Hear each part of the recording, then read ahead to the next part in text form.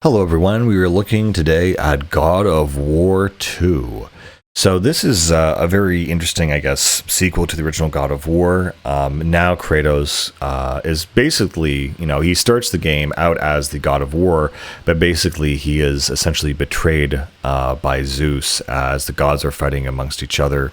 And so he uses the Blade of Olympus essentially as his main weapon. It's one of the only weapons that can actually kill the gods. And so Kratos, still resentful of how the gods are petty and have wronged him, he essentially goes out on a rampage trying to basically kill them.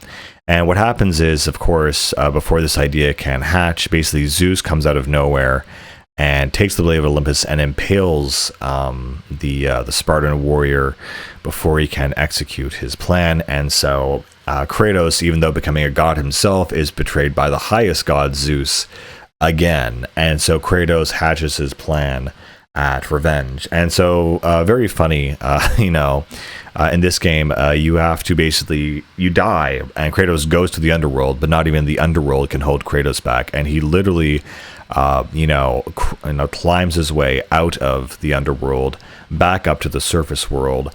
And he goes to this temple where essentially he finds the three Weavers of Fate, and he basically needs to use their device to go back in time.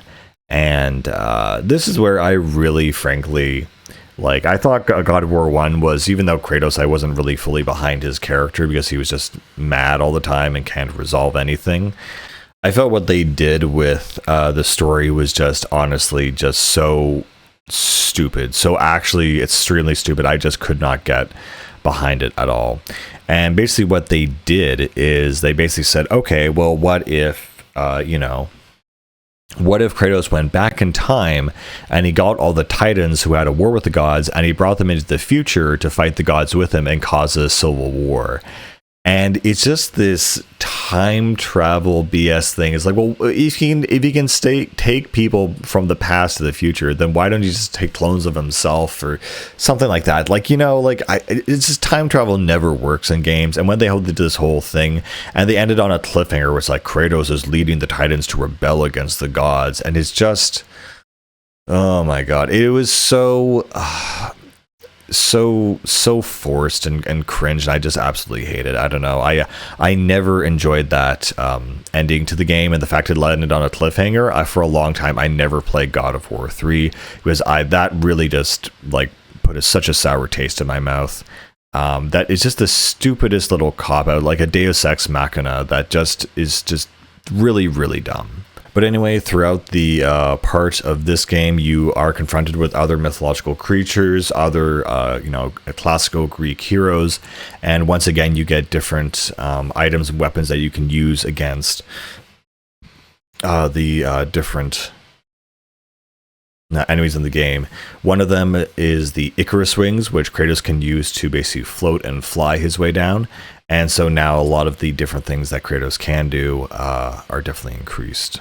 So the overall format of the game is very similar to the first game, essentially where you fall to the underworld, you make your way back up, you have a reason for revenge, you go to the temple to find the sacred object, you get 4 different items to help you progress, and then you finally are confronted with the final boss fight and you kill a god.